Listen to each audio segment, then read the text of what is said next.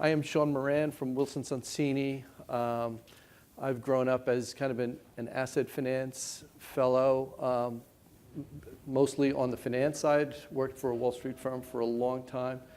Planes, trains, satellites, ships. It naturally evolved into energy, lots of coal, lots of gas. Turned over a new leaf, the turn of the century, and worked on really all the early transactions involving wind. We did the first wind deals in Texas. We filled up Sweetwater with wind farms, developed the first structures, wrote the first partnership agreements. From there, we needed more money to finance these assets. So got into leverage wind transactions.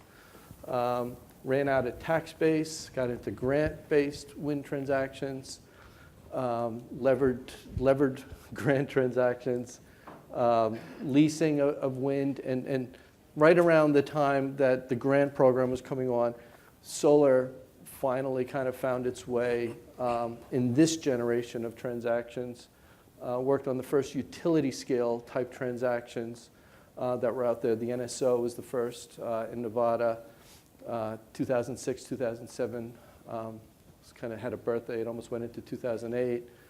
And that evolved naturally, at least in our way of thinking, into kind of solar, DG solar, smaller solar. Took many of our traditional clients many years. One of them in particular that we did a whole lot of work with in other spaces, took them 4 years to get their arms around kind of doing the first resi DG solar transaction. So for them, cracking this code and this market was challenging. And the reason I kind of bring this up, sitting at Wilson now, we've worked with a lot of tech firms. We innovate. We helped our clients kind of come up with innovative financing. And this kind of space feels like it's in need of kind of coming up with something innovative to kind of help us kind of crack the code here so this can kind of grow the way you would think it should. I sit in LA and I look out my window in all directions and there's rooftops still wanting for solar. I still think it's going to happen. And it's how we kind of get out there and how we identify folks. So I'm going to introduce folks just to let them introduce themselves. And I'll start with you, George Ashton from Sol Systems. Yeah, thank you. So my name is George Ashton. I'm the CFO of Sol Systems, one of the co-founders as well. We're a renewable energy investment firm focused on solar and C&I solar, which is why we're on the panel. To make it simple for you, we actually do sort of two ways of investing in solar. The first is just to buy projects outright with some benchmark construction payments, and then we just assume the project on behalf of our investor funds. And the second is tax equity investing. So raising tax equity from new corporate investors, not your traditional guys, US Bank, et cetera, but people like Nationwide and folks like that and small regional banks, and then deploying that tax equity in partnership with developers that want to own their projects into, again, small utility and commercial industrial projects. We started in 2008, offices in Washington, D.C., really focused on SRECs, solar renewable energy credits, back when they were less popular than they are now. And then in 2011, we got into project finance on the M&A, and then 2012 on tax equity. Since then, we've deployed $750 million in investments into solar and over 200 megawatts of financed projects, and currently manage $500 million in assets on behalf of our investors. And so focusing on solar, the problems with commercial solar, the challenges commercial solar is something we'll get into on the panel, but we think that it's sort of the last frontier for solar in many ways. Utility scale stuff is pretty well known and pretty well sort of partnered and participated in, and then residential has also made strides in financing, et cetera. So look forward to learning from my fellow panelists on ways that we can crack the code. Cool. Haresh? Yeah, my name is Haresh Patel. I'm CEO of Mercatus.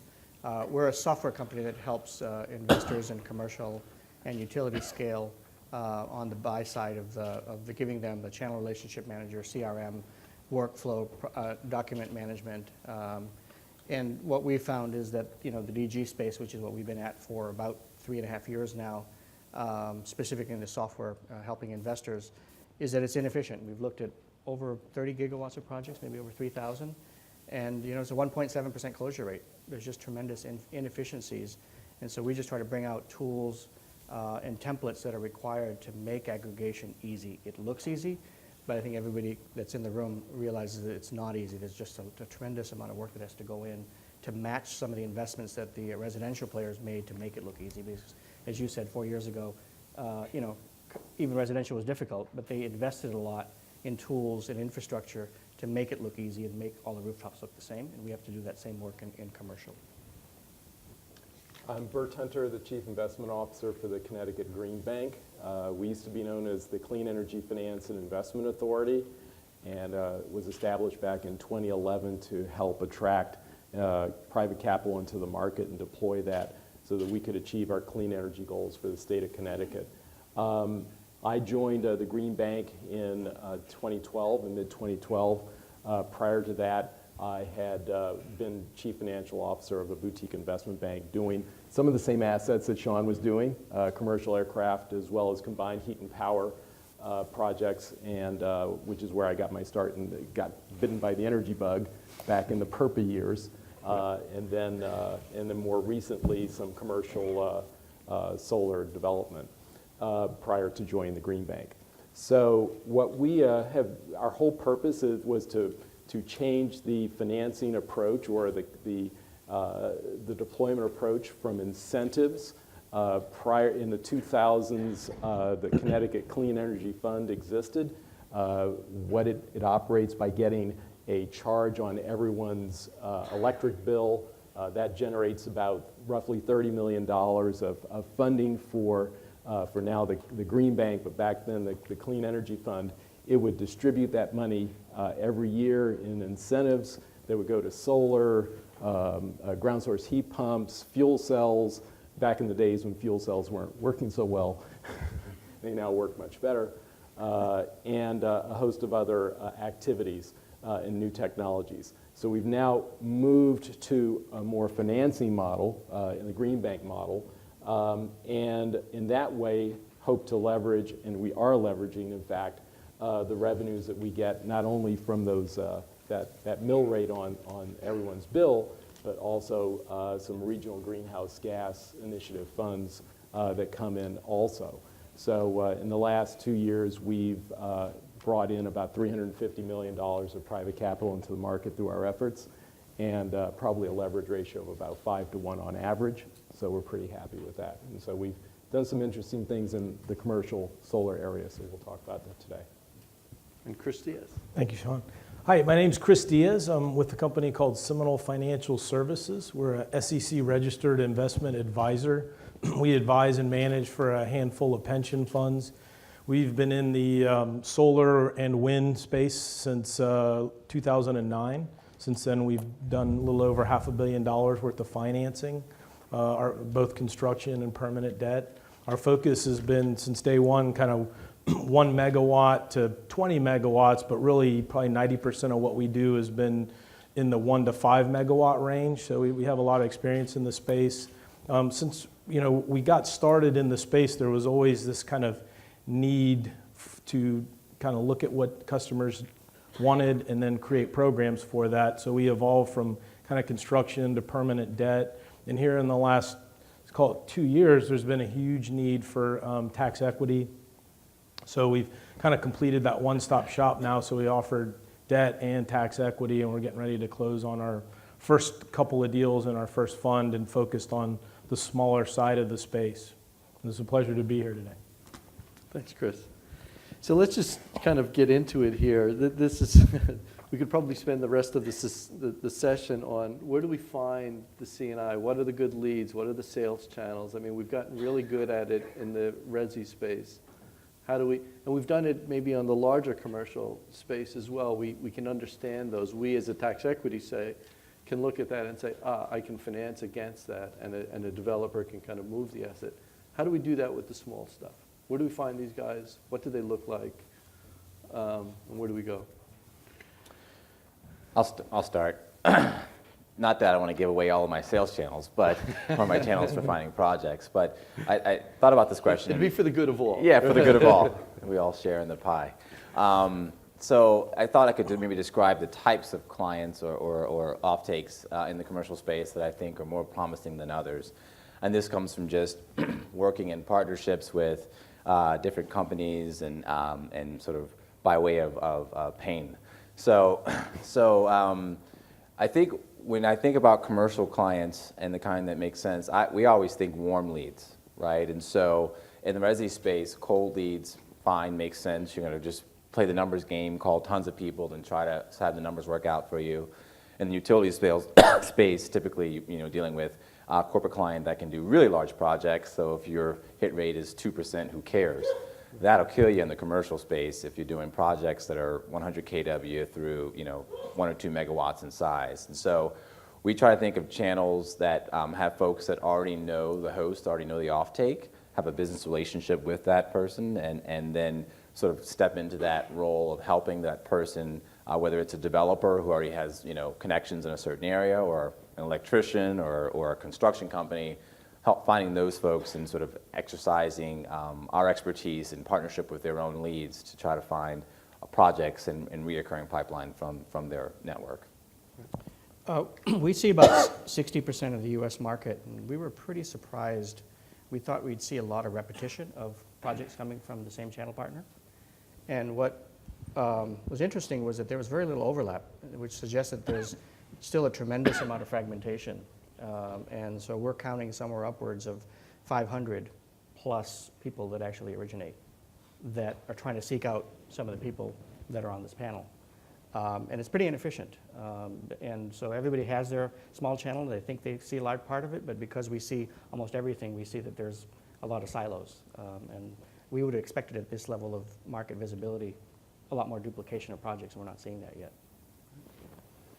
What we see in our market, primarily oriented around our CPACE product, is work with a lot of boots on the ground installers, contractors, ESCOs. It really runs the gamut, and these fellows, they see the opportunity from the ZREC policy that's active in Connecticut. What that is a 15-year solar rec contract that is auctioned off once a year. I think they're in the third round, just completed the third round of 6 rounds. It happens once a year. And once the prospect has been identified, then those installers then will come into the CPACE channel for financing. So we tend to see the same repeat customers, if you will, coming into our system once they know that the financing is available. But it's really the boots on the ground, the installers and contractors that are providing the deals. So I kind of took a different look at how you asked the question, and more from like, if I was a developer, how would I try to go find these transactions? And the first thing I thought of was like industry trade groups that have conferences like we're here talking to you all. So go to trade groups that do food services or do places that manufacture large warehouse maybe products and stuff like that, roofing materials. Some of those guys that are intimately involved with kind of CNI space buildings, and then try to go to their conferences, make contacts through that. If you're focused on a national footprint, that's probably the biggest way to cast a broad net. Or if you're focused in a specific one state or a couple of states, then kind of do that for the local state, but also kind of look through areas like warehouses, food storage places that consume a lot of electricity, right. And then set up a model so you can, because you're going to have a quick, you're not going to get a ton of time with these guys, so you're going to have your kind of sales pitch ready to go on why should they, listen to what you're saying about solar. What is it that you're going to do for them, and how can you effectively, convert them to solar? So it's just kind of a little different look at it. Right. And I've learned, I feel like over the last couple of years, more about FICA than I ever thought I would, in terms of how to think about customers and kind of determine kind of whether they will perform on a long-term arrangement and that type of thing. How do we think about it here? Is there any analogy kind of for the deli or the hardware store or anything like that. Is there anything out there, Chris?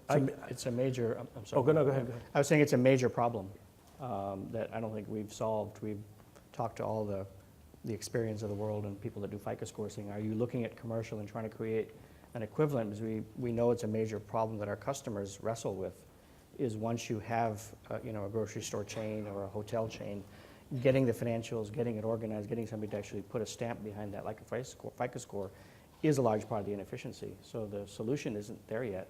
And surprisingly, even some of the more mature companies that do stuff for individuals haven't really crept into providing an equivalent to a FICO score. So we've had to invent that as part of our platform to create a score at the project level that allows the investor to gain some confidence, but it's going to take time for any particular brand to establish itself. And how did the banks figure out, to make a loan to the hardware store or deli or what?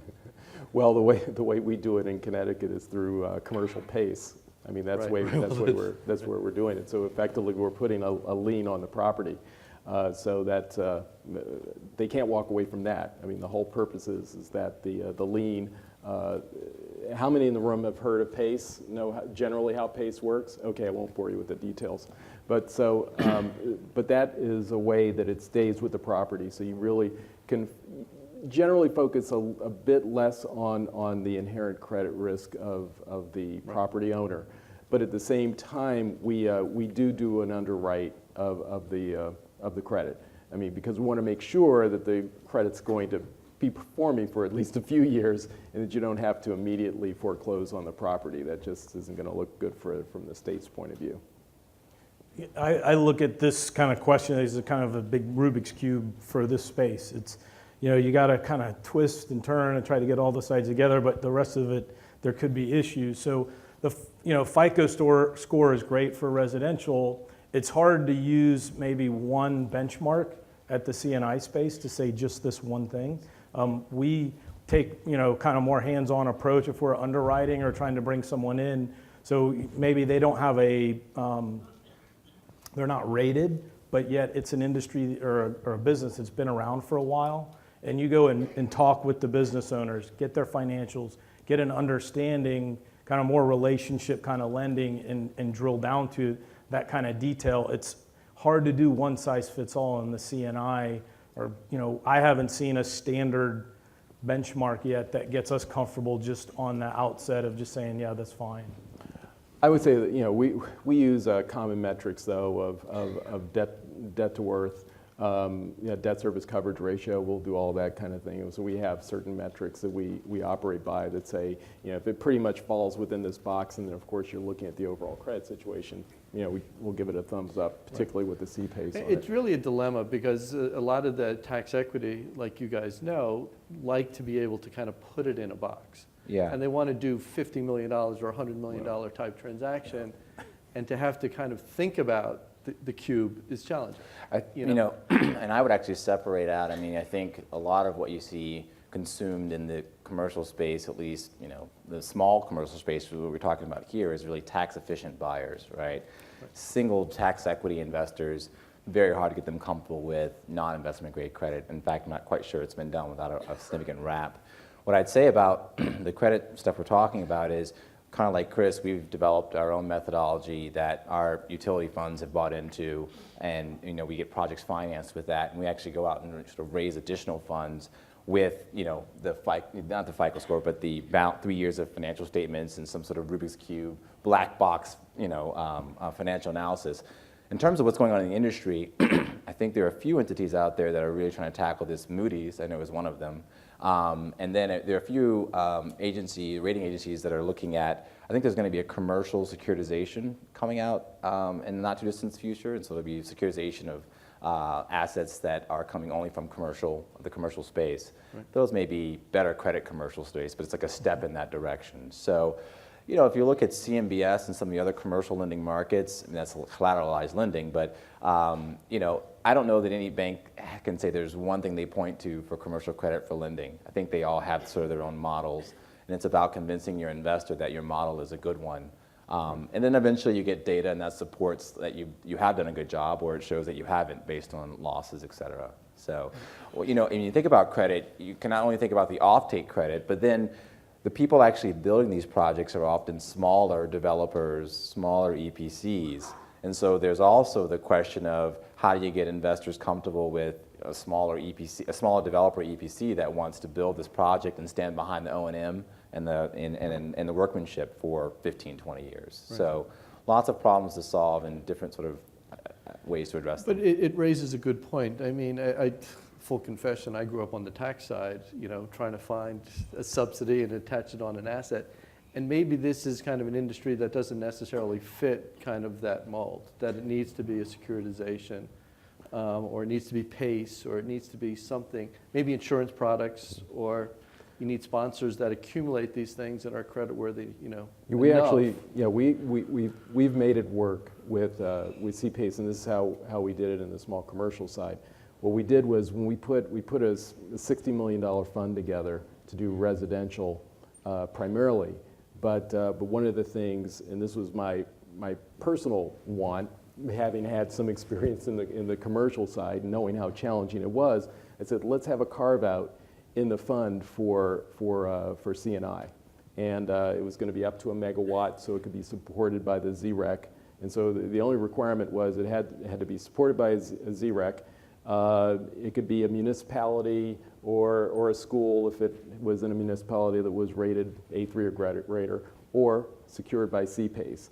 The last one was key, being secured by CPACE, because that opened up a whole sector of the market that had been challenged by their credit standing, meaning they might have good financials, they're not rated. So what we're able to do is to work with our tax equity provider, US Bank. I want to give them a shout out because they really backed us in this experience in saying, we'll let you underwrite the credits to a particular box.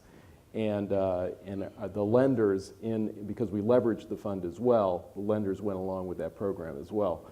It helped that we had regional banks in the fund, leveraging the fund, so they were familiar with the Connecticut characteristics. So they were comfortable with the marketplace. So we were able to act as the aggregator and to work and putting the transactions together. So we already had the tax equity kind of sitting there, and all we had to do was fit it in the box and then bring it forward. So it's a way you could do it, but yeah. Right. Well, I think Bert brings up a great point. It's states that are actively in favor of this to begin with, so you have a favorable environment, and then bringing the kind of pieces of the puzzle together. Back probably 4 or 5 years ago, there weren't many regional banks that were even looking at solar, and now, as I travel across the country, there's a lot of regional banks that are not only looking at doing lending into the space, but also doing tax equity because they're comfortable with the state or the area that they're in. So that's really helped drive the business, maybe not at the pace that we would all like to see, but it's definitely better than it was 4 or 5 years ago, for sure. Have you seen states in particular that, Well, I think are Connecticut, very obviously, favorable. right. Obviously, California has always been New big York's been proponent. trying with their New York, New York, New Jersey, Mass. Mass, Right. Yeah. the typical ones. Yeah, I mean, it's actually, if you look at the GTM report, since we're at the GTM conference, by market allocation, I mean, the New York, New Jersey, and Massachusetts are almost mostly commercial, which says a lot about the the regime and how important incentives are to support in commercial solar. So, unfortunately, I mean, the good part about that is it means that if you're sort of a small, nimble shop, you can follow those incentives from one place to the next and get in there and sort of quickly deploy and find the projects and be ready for the next one as it comes. Of course, the bad side is it's hard to sort of scale nationally in a programmatic way along those lines. But we are optimistic. We think there are going to be more incentives for this stuff. It's going to be more mainstream over time, and it's just about sort of making it through the creative sort of sparse time we're in now, in some respects. Harish, do you want to add anything to that? I would say that we're pretty excited about what the green banks are doing and what PACE is doing, because they, this is all about scale, right? Everything we've described here, not scalable. It literally isn't. If we're going to see all those rooftops when you fly in with something on there, we can't continue with these black boxes. Part of it is transparency. If we can spell out what our black box is, makes a huge difference. These developers actually want to know what you want to know to invest in. But the PACE product and these green bank initiatives, we think, removes a lot of the friction around the need to go around the credit. And so we're pretty excited about that. We have several clients that use our software now to process PACE level financing. Yield codes? Gotta have a conference, you gotta talk about yield codes. Need to consume things. Well, I you know, think and right now they need- they're a bit discerning, right? They're able to kind of, it's like when they first came into the market, there's a lot of developers that have good deals and they're looking to monetize those and maybe get out of the deals and get more into the cash position to grow their business and do things. So that offered a good opportunity. It was like the first big wave was, boy, there's a lot of opportunity, very fertile ground. Now kind of maybe the, version 2.0 or 3.0, as we get further into this yieldco environment, are there going to be enough good deals out there that you don't taint the whole fund? Right. Because now you're trying to solve for a yield versus good projects, which in the beginning you have to have it or you'll crush it before it even gets going. So I think there's some balance there with where the yieldcos are going. Right. I think that commercial, especially small-scale commercials, should go the way of securitization instead. I think it's going to be a long, painful road, but we need to have, and I put myself in this bucket, financiers that are willing to walk away from 100 kW deals that take 3 months to negotiate a PPA on, right? Because that's just not an economically viable way to sort of survive. And over time, smaller scale C&I projects need to sort of fall in line with sort of standardized PPAs and other parts of the documentation. And the reason I say securitization is because securitization often benefits assets of pools that are similar in size and similar in sort of characteristics. Yieldcos are built for these big projects that couldn't possibly be the same one to another, right? And so if you get into securitization, you get the liquidity factors, et cetera, and the sort of access to capital markets, I think that would be great. But we have a long way to go to sort of find that. I think what we're doing at Sol Systems is integrating with some, larger residential guys who see commercial, integrating with developers who do a lot of, small-scale C&I, and putting a program in place that says, okay, we've agreed ahead of time on the EPC documents, we've agreed on the O&M, we've agreed on the PPA, with these 2 or 3 places to change it. Every project that comes through this thing is going to be the same. And by the way, we're going to tranche finance them. We're going to wait till we get a certain amount in the bucket, and then we're going to finance them and close all at once. So just trying to find ways to attack this space in a way that's going to be sort of long-term sustainable, I think, is something we need to do. I totally agree. I always thought securitization was a natural market for this, home mortgage, car loans, why not this type of thing? So long as they're generic, you can understand them. We've worked on securitizations and it's made the rating agencies kind of their head explode kind of with respect to kind of what it is. They have a hard time understanding it. They don't have the history. They don't know what happens on defaults kind of thing, And unfortunately, it feels like at this stage, we need some time to kind of occur, But even if you go down this path, the problem you have for this whole sector is when it's okay when you're doing one 100 megawatt project. But even if you're doing a securitization of 100 1 megawatt projects, even the rating agencies, right now they're brute forcing that approach. And they've been the first ones to tell us, we don't have the tools or the template to scale this. We're okay with one from Solar City and another one 4 months later because we throw a bunch of bodies at it. But you start getting these on a regular basis, and especially when you start getting commercial securitization, we fundamentally haven't put the elbow grease in this industry like the residential guys did to make this simple. It wasn't simple, but I think they invested a lot to make it simpler. Right. And I just think that is going to have to be a major conscious effort of the industry to make investments in the templates. Just to have everything generic. And giving basic tool sets. The templates don't exist. The templates only exist for large projects. If you're doing a big nuclear power plant, everybody knows how to do that and assign a rating for a bond for that. But when dealing with 100 to add up to 1, it's all human. It's all email. It's all Excel, and it's not scalable. It's tough. Yeah. I was just going to say, on the larger C&I, right, I've received PPAs, no offense to Walmart folks or anything like that, but like a large solar PPA from Walmart on their form, and we've negotiated it to death because they've got provisions in there that are not financeable.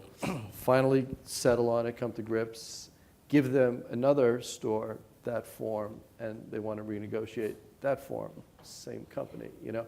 How do we kind of make this generic? Can we impose our will? In a way we have in the resi space, kind of this is what it is. You know, there's very little kind of fluctuation between the forms. Can we do the same here? I think the residential is inherently easier just Yeah, because it's absolutely. here's the document, sign it or don't sign it. What's your credit score? Okay, fine.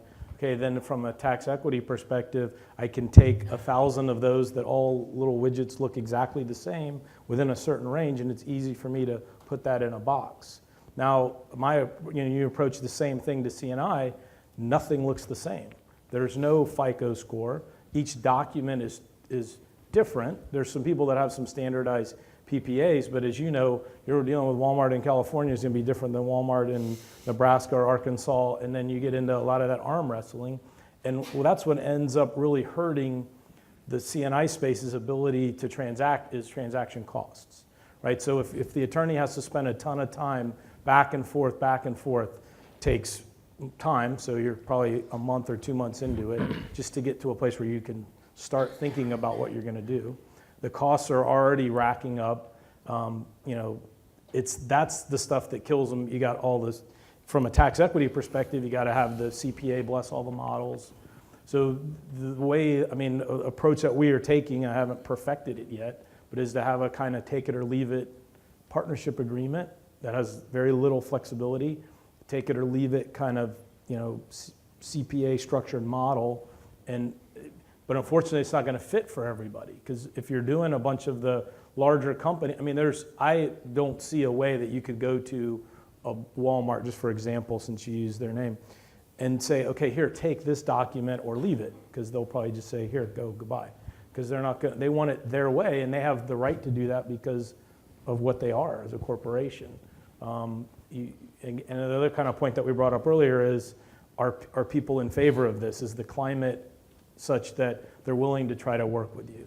So those are kind of some factors that you have to look at the CNI that's just flat out different from residential. And I don't have a crystal ball and I'm not the smartest guy in the room, but I just look at it and I say it's really hard to get the same metrics for residential as you do for the CNI. It's an excellent point. I mean, you go into a resi kind of home and say, I can kind of provide you power cheaper than what you're paying. What are you paying on your power bill right now, type of thing. What is the pitch here? Is there kind of an angle there? You're going to save. Is it of a magnitude that makes sense? Yeah, that last point you made is a good one, because, even if you try to make it as simple as we're going to charge you less for electricity, many folks who own buildings, commercial buildings, are like, how much you're going to pay me? You translate that to dollars per square foot of roof space, and then you tell them, oh, it's $10 to $15, and like, well, I rent the rest of my floors. It's $40 a square foot. Sorry, it's not really worth my time, right? So you have to find the right sort of ear to talk to, and one of the things we've done in combination with figuring out deals we're going to lose money on and walking away, like Chris said. But the other thing we've done is figured out those early gating questions, right? Yeah. And if I say solar and your eyes don't light up, and you own a building in the middle of New York City, then it's probably not going to work out, right? But if you own a building, a manufacturing plant, out in Indiana or something, then maybe it still works out because it makes sense economically. So figuring those things out early is really important. And to Aresh's point, I think in terms of elbow grease to get our industry to be the same as resi, I'm probably on Chris's side on that. I think we've worked really hard, and if we were in resi, we'd be standardized at this point, but we're just not. Porter's five forces, a commercial person negotiating just has more power than an individual, so it's just a different ballgame. I want to push back a bit because we've had some good success in Connecticut. We worked with Stoll Reeves. I guess we got to shout out to them since they're to develop a PPA and lease that we're using. It might work. Yeah, it might, right. But we think we got a fair and balanced type of approach in there. Are they negotiated? A bit, but it's almost like every every deal has some negotiation in it. Sure. Yeah, I kind of give it, like the 30-minute test. In golf, it's a 3-minute rule for if I've got to look for my ball, I give up. It's like a 30-minute test. If it comes back and I have to spend more than 30 minutes, sorting out the issues, it's like, forget about it. We're moving on. I can see where this is going, and to George's point, you just say, no. But where we've had a fair amount of success because we just say, hey, look, this is it. We've got investors, we've got lenders, we've got, we're not going to turn the world upside down for your 200 kW project. It's not going to happen. So decide what's important, and think again and come back. And they do. They cut all their comments out except the ones that are really important. We say, okay, all right, we can we either can live with that or not. But we have had situations where, for example, a big food chain came in through a developer, a number of stores. It was actually a tantalizing deal. It was like five different properties, and I said, boy, this would be a good one, to snare. And you can tell I've got a little bit of development blood in me. But the developer said, and here's our PPA. I looked at it and said, this does not work. They had the right to be able to, pull the plug, move to a different part of the state and everything else. And I said, well, look, a ZREC is not transferable. It's site specific. That's half the revenue in the deal. So I can't give you that. There's a whole list of things. I can't. So I said, look, go back to them. Tell them we'll give them a meaningful reduction in their rate, but use our form, okay? So get your head around that. So they're still thinking about it, so they haven't walked away.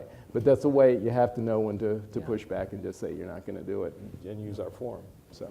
And you guys are in a bit of a unique position because of, kind of being the state green bank.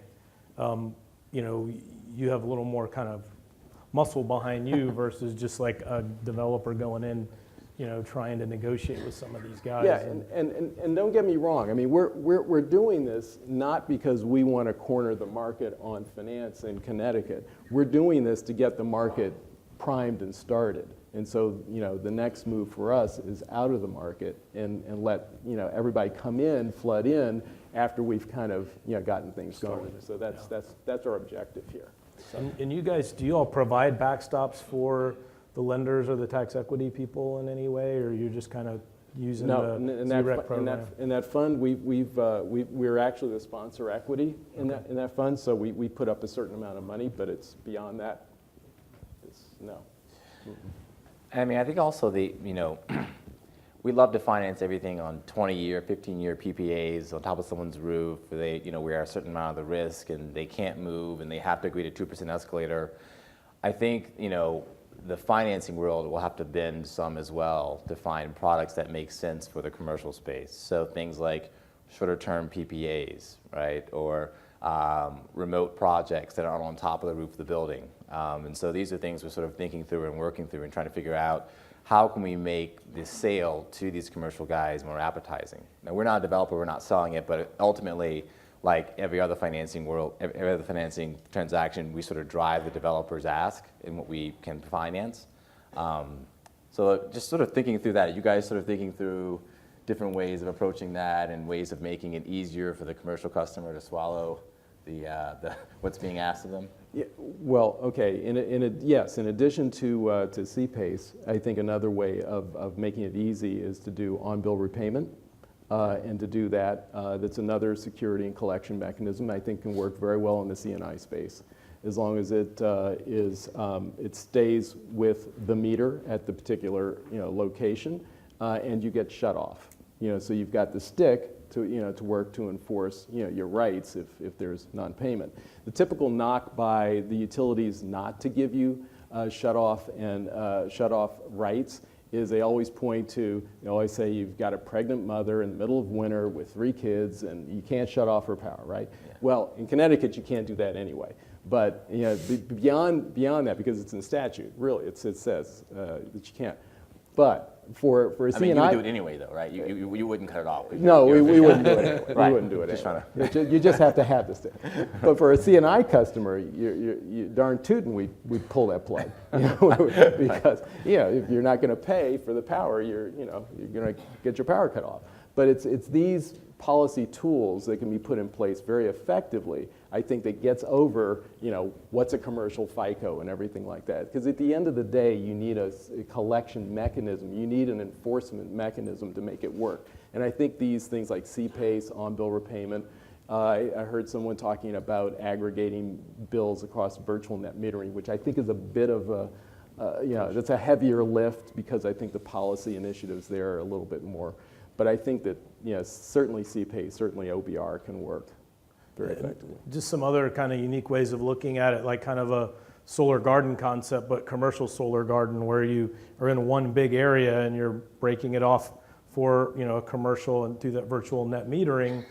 Maybe you can do them big enough that you could get 1 or 2 or maybe 3 commercial off-takers, and then that's a way to aggregate. And aggregation is, like the easiest aggregation is having some kind of master PPA and then kind of multiple installations underneath it. But those kind of solar gardens are, a unique way of maybe doing some of that. Plus, from a credit standpoint, if I'm on top of a building and big box retail, right? All of a sudden, that's not in favor anymore. That store closes. Well, your panels are still up there and nobody take the power. If you're out in a field somewhere, it's virtual net meeting. Now I can switch it somewhere else. And not that that takes the risk away, but it gives you an alternative versus sitting up on top of a roof. Right. And it raises the question whether we should just think bigger here and kind of have the net metering, we're at a conference, we have to talk about batteries and storage as well, have storage as kind of an alternative, so it's solving all power issues with, C&I. I like the storage concept, and the technology seems to be going in the right direction. We haven't financed anything yet, but not because of lack of interest, just lack of opportunity. So there's a terrible clock here that keeps me counting on us. It's time for audience Should we questions. take a couple of Yeah. questions? Any folks Someone over there. have a question for these folks? Yes, ma'am.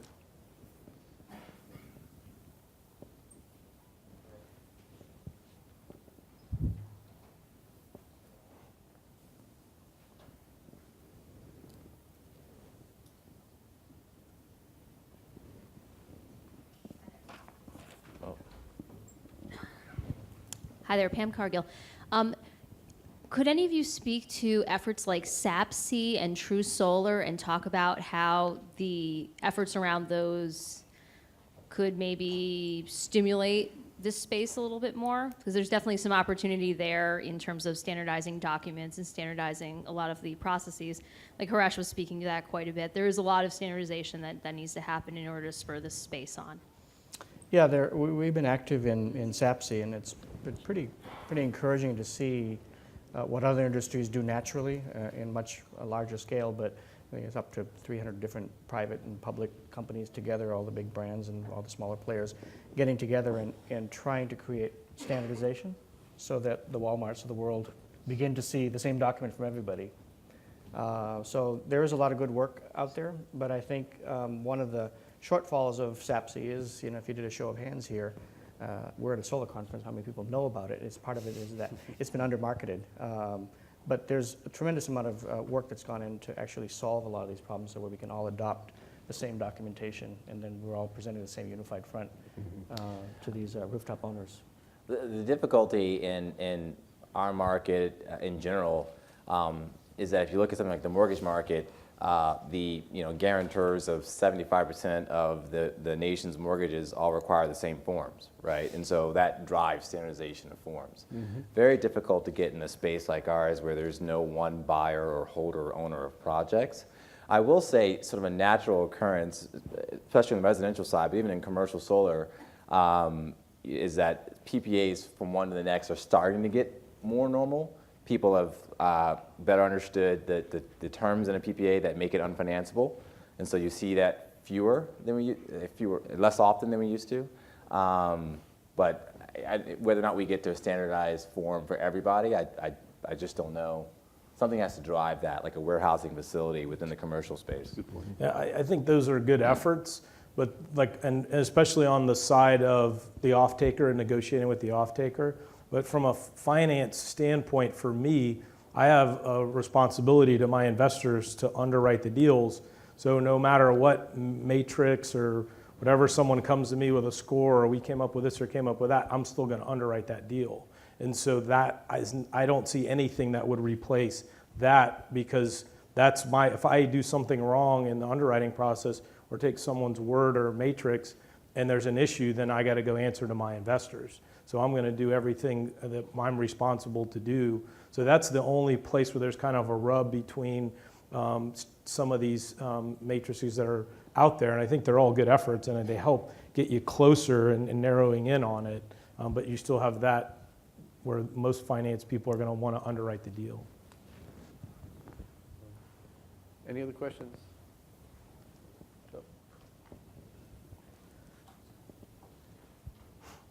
It seems like so much opportunity in solar and small commercial is constrained by these issues of third party. There's someone who owns the building and someone who's leasing it below, and can't get around that. Do you guys see any good tactics to deal with that, whether it be writing into the lease or having the building owner take responsibility and kind of have the lease person buy the power from them, or what do you guys see there? Well, you also have an underlying lender usually, so it's a third kind of person in there, which makes it difficult because you got to get an SNDA between all the parties, and that, even though that appears most of the time in the lease for the solar, that always becomes a problem. The building owner, unless you can convince him that he's going to be able to lease his space a little easier by taking on that additional responsibility, I think it's hard to convince him to do that. Yeah, I'd agree with that. I mean, we actually talk about ways of sort of filtering out opportunities that you will and won't pursue. We've almost gone to only pursuing ones where the off-taker is the building owner, because it's just such a complicated dance. Right. What I have seen for a separate off-take from the building owner is if you deal with some of the larger national retailers or manufacturers, if they don't happen to own the building, but they have a lot of negotiating power against the building owner, then they'll just take on the 20-year obligation or 15-year obligation and work it out. But it's a difficult dance, for sure. Well, thank you, everybody. Thank you, panelists. One more question. I think we've been cut. Oh, we've been Quick cut off. question?